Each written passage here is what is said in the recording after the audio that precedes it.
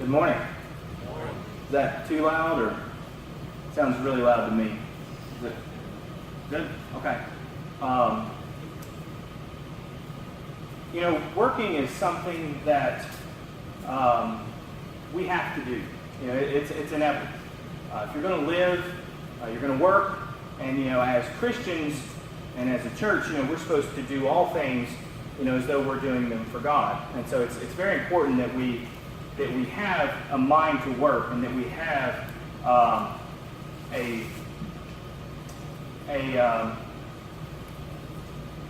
good work ethic and a mentality to work. I've done a lot of studying on Nehemiah lately, and I think that the book of Nehemiah is a really good place to go to learn about work. And this is an incredible.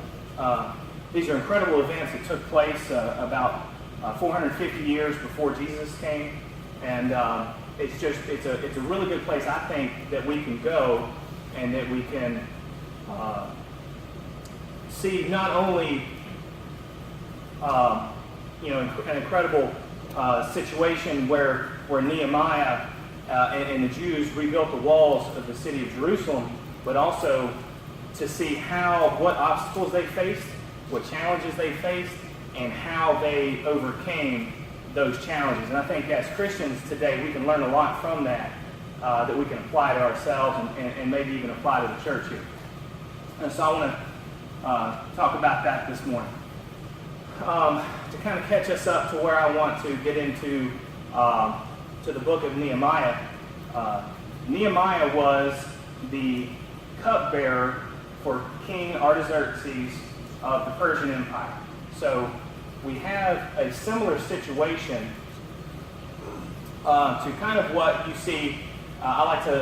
In my mind, I liken it to Esther, which was around the same time period where you had her being put in a special situation for possibly a special person, to kind of paraphrase what Mordecai said to her in the 14th chapter of Esther. But we have a similar situation here. So we have Nehemiah, who is the cupbearer to King Artaxerxes, and he is put in a situation where he, probably multiple times a day has access to the king.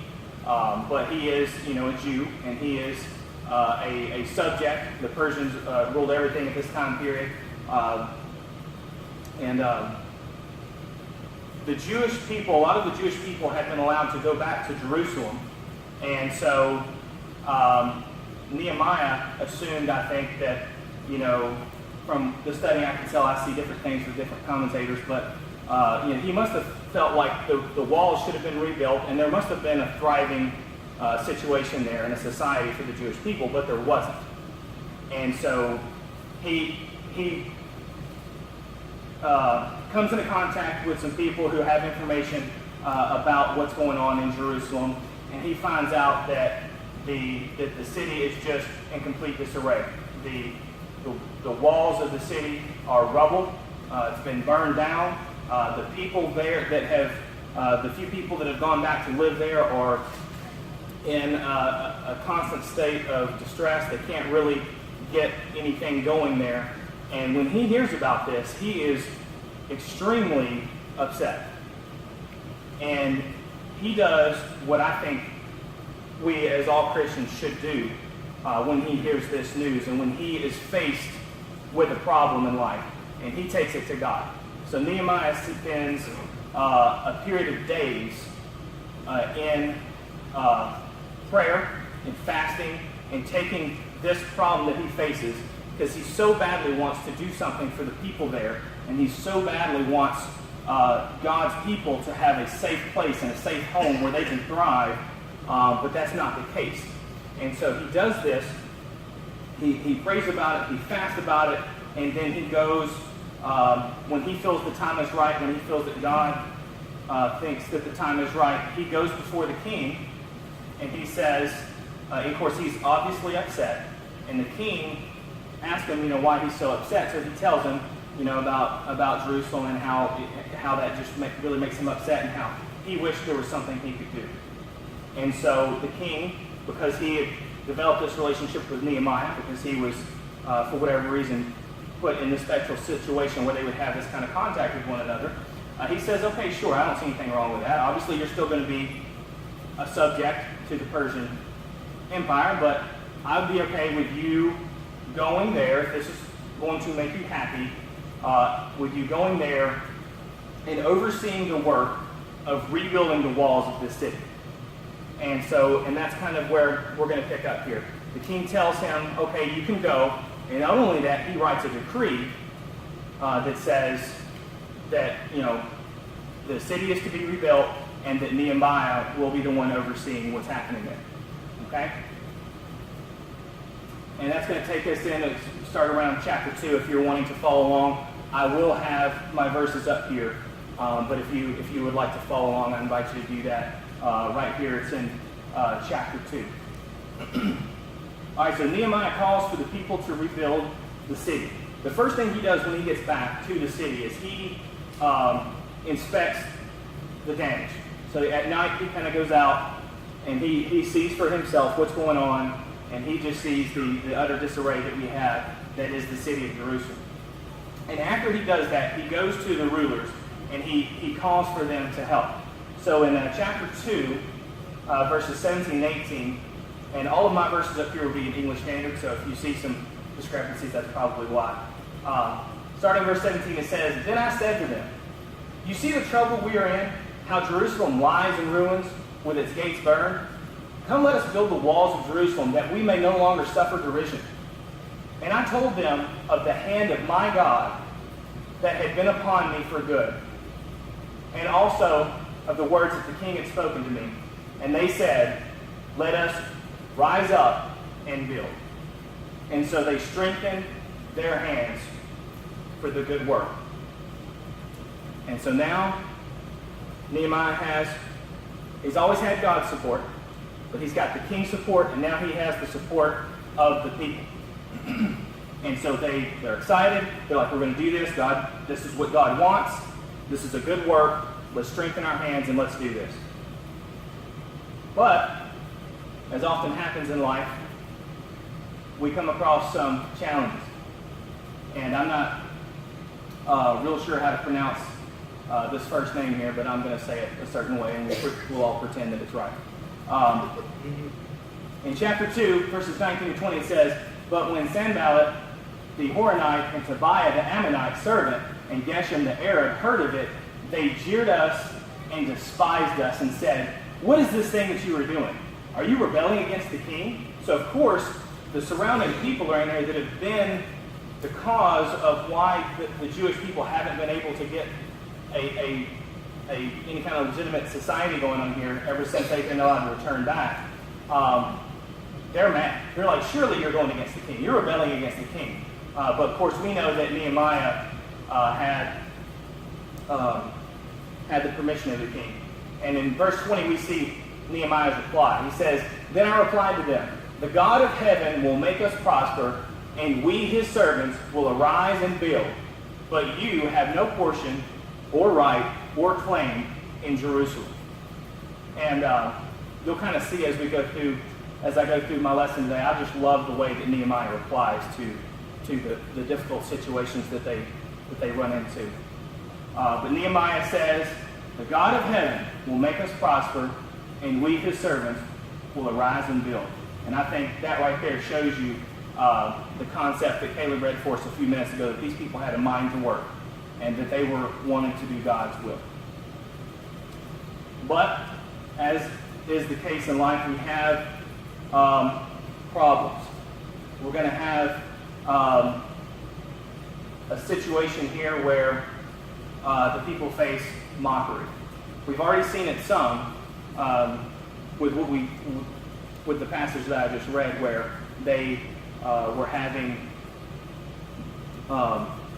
being questioned by the surrounding people. In chapter 4, verses 1 through 3, or 1 through 6, we see the discussion here about how they face mockery. Starting in verse 4, or in chapter 4, verse 1, it reads, "Now when Sanballat heard that we were building the wall, he was angry and greatly enraged, and he jeered at the Jews. He said in the presence of his brothers and of the army of Samaria, "What are these feeble Jews doing? Will they restore it for themselves? Will they sacrifice? Will they finish it up in a day?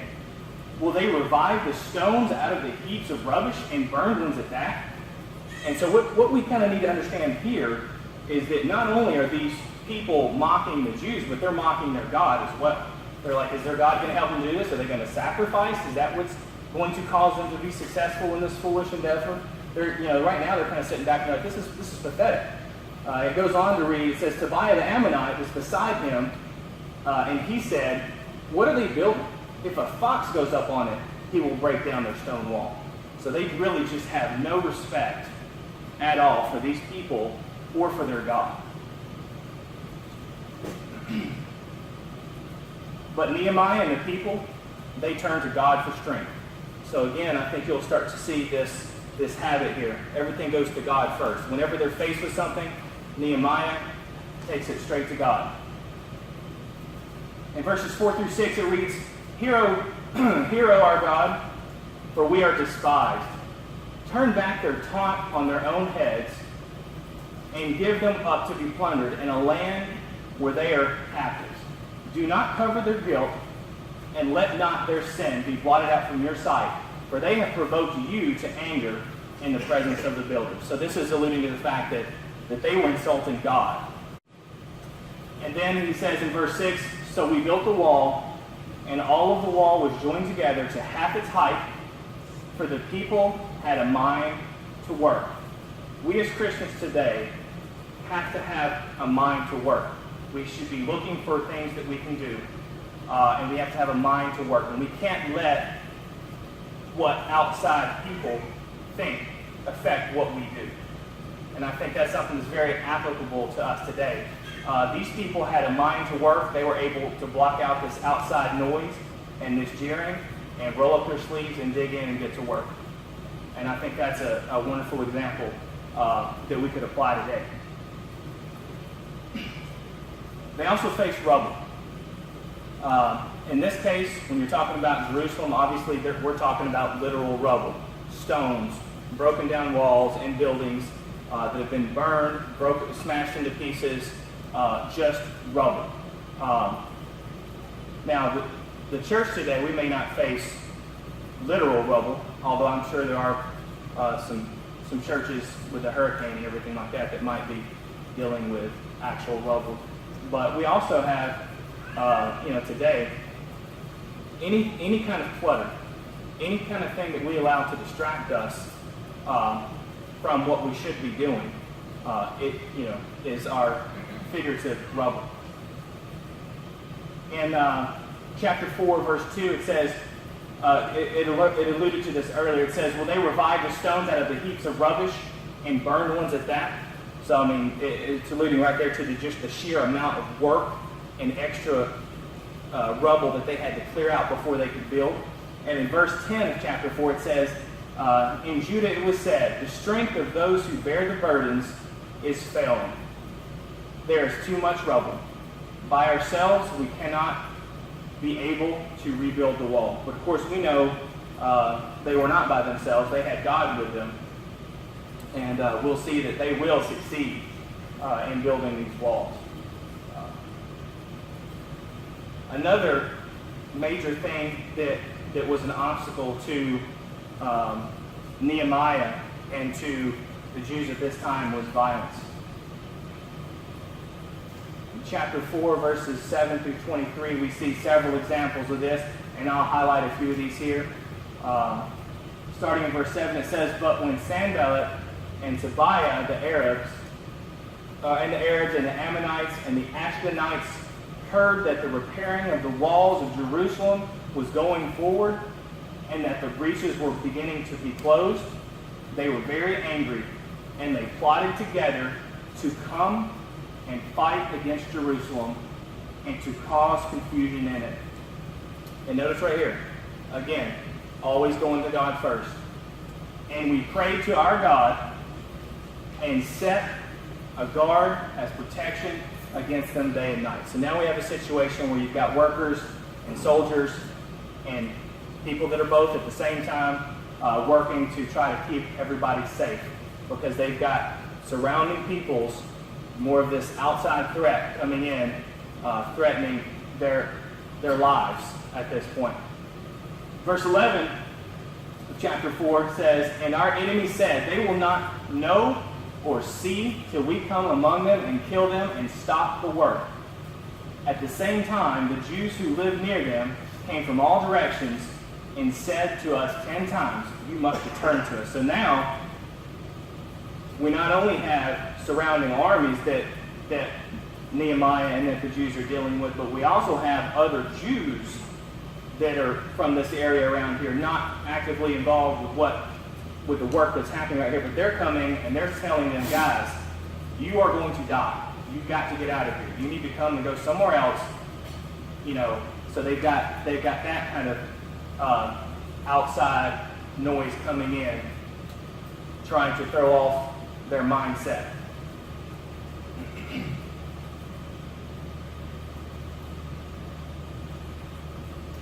But again, we have Nehemiah's response to this situation. "And I looked and arose and said to the nobles and to the officials and to the rest of the people, do not be afraid of them.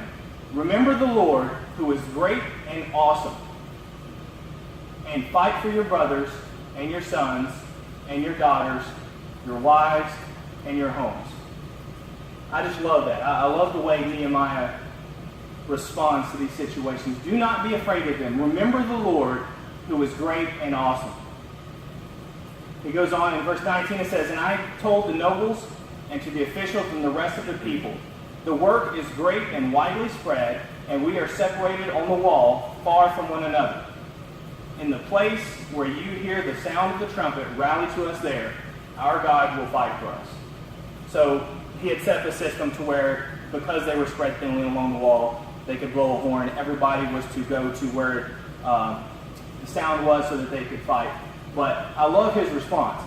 "Do not be afraid of them. Remember the Lord, who is great and awesome, and our God will fight for us." If we had, obviously today we're not facing violence. Hopefully not.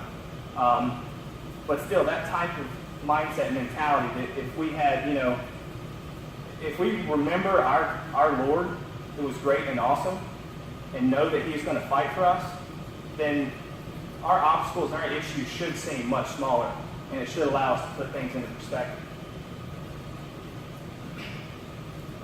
They also faced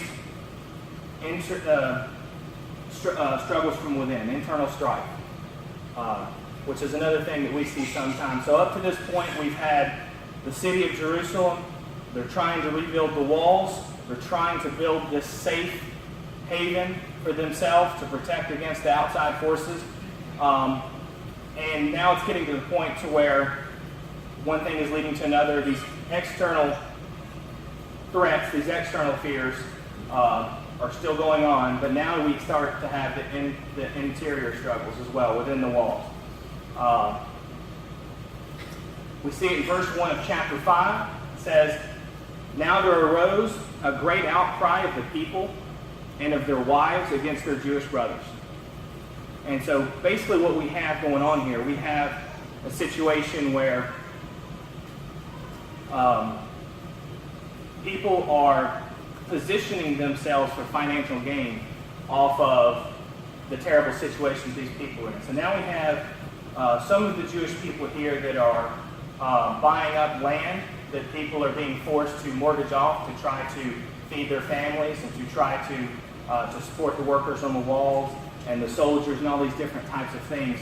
And so we have a situation where people are getting upset with each other. People are losing everything, and some people are becoming extremely rich from it. And obviously, it causes a lot of issues. Verses 5 through 7, or 7 through 9 of chapter 5 says, "I took counsel with myself, and I brought charges against the nobles and the officials, and I said to them, you are exacting interest, each from his brother. We, as far as we are able, have bought back our Jewish brothers who have been sold to the nations, but you even sell your brothers that they may be sold to us." So he's saying, is we're not that far removed from slavery here, and you're trying to enslave each other, essentially is what he's charging these people with. And it says, they were silent and could not find a word to say. But Nehemiah didn't stop there. He said, verse 9, so I said, the thing you are doing is not good. Ought you not walk in the fear of our God to prevent the taunts of the nations of our enemies?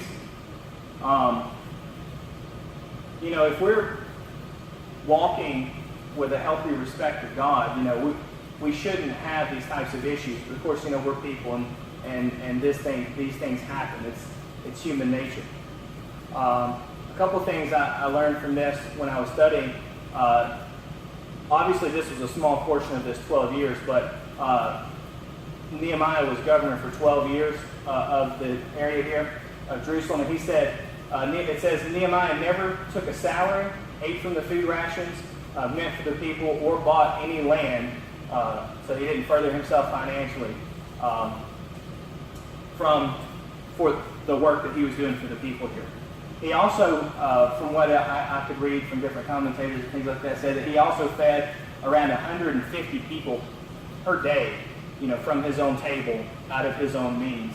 And in verse 19, he says, remember for my good, O my God, all that I have done for this people. See, Nehemiah wasn't trying to gain favor in the sight of the people. He wasn't trying to gain, to get ahead in like a financial sense or in a power sense. He knew that the things that he was doing, he wanted to do God's will. He wanted to gain favor with God, and the things that he was doing, he wanted God's favor with, and that was his main concern. But he definitely put a stop to this inner turmoil among the people. Nehemiah also faced deception. We see this in chapter 6, verses 1 through 4. Now when Sanballat and Tobiah and Geshem the Arab and the rest of our enemies heard that I had built the wall and that there was no breach left in it, although up to that time I had not set up the doors to the gates, Sanballat and Geshem sent to me, saying, come and let us meet together at Hakkephirim in the plain of Ono. But they intended to do me harm. So now, mockery hasn't worked. The rubble wasn't too much.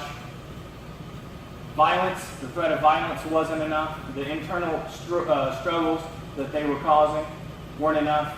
And now the people around them are turning to trying to trick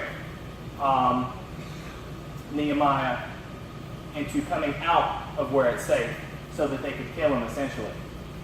And again, I love the way Nehemiah responds to things. He says, and I sent messengers to them saying, I am doing a great work, and I cannot come down.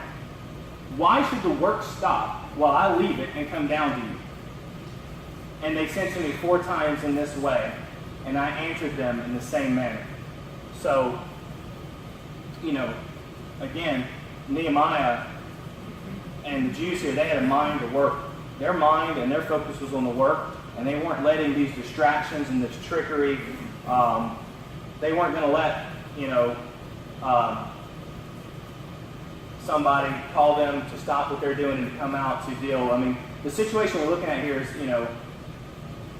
probably something pretty standard. You got 2 nations, you're going to meet together and work out some things. We're going to be equals now, so on and so forth. But obviously Nehemiah was too smart for that, and he wasn't going to leave the sanctuary, the safety of that city, to go out and do that. And I think a lot of times, when we look at maybe Satan today trying to trick us into leaving our safe city and venturing outside of it sometimes, we need to be careful. And if we have a mind to work, then our response can be the same as Nehemiah's. And we can say that I am doing a great work and I cannot come down. Why should the work stop while I leave it to come down to you?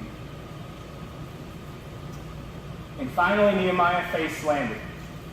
When deceit wouldn't work, they turned to straight up lying about Nehemiah and the Jews. And we see that in chapter 6, verses 5 through 9.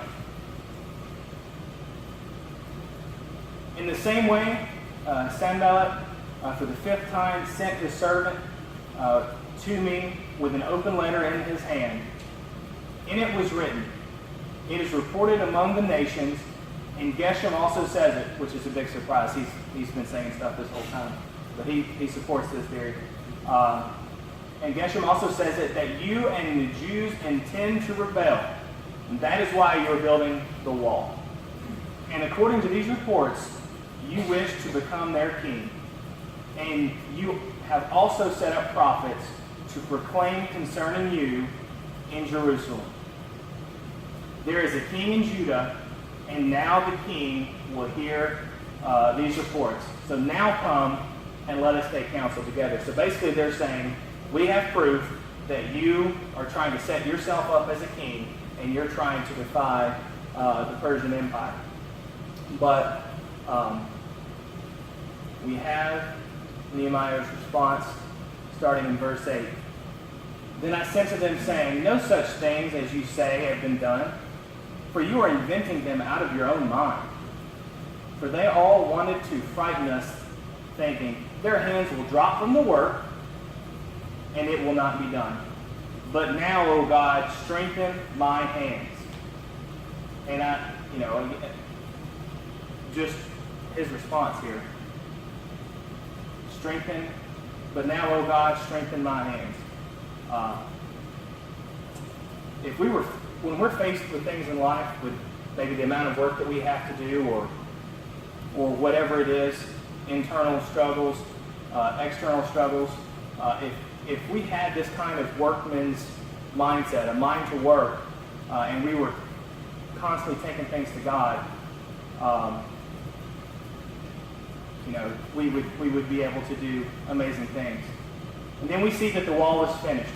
In Nehemiah chapter 6, verses 15 and 16.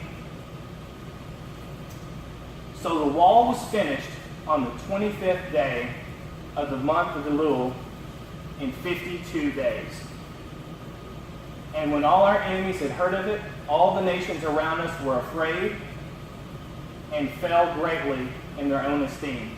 For they perceived that this work had been accomplished with the help of our God. So it only took them 52 days to rebuild the walls of this entire city, which is an amazing feat in and of itself, probably today with modern machinery and things like that. But they didn't have that. And on top of that, they had all these different obstacles that we just discussed going against them to try and stamp out the work that they were doing. But I think we have a lot of lessons that we can learn from Nehemiah, from the Jewish people here. Learning from Nehemiah, let us take everything to God first before we act. I think that's just number one. That's paramount right there. Learning from Nehemiah, let us have a mind to work. Let us clear the rubble out of our way. Let us remember the Lord, who is great and awesome, and that he will fight for us. And let us ask God to strengthen our hands as we continue to do his work. The children, or God's people here, they accomplished this great feat because of two things. They had God's support, and they worked together. And I just think that that's a wonderful thing. And that's why we have a church family, so that we can work together, so that we can support one another, we can pick each other up when we fall, and so that we can just be that support for each other. And that's what we would like to do this morning. If you have a need in your life, if you let some clutter in your life, if you have other things outside, internal struggles, external struggles, let us help you with that. Let us share in that burden. And if you would, please come down to the front and let us help you out as we stand and sing.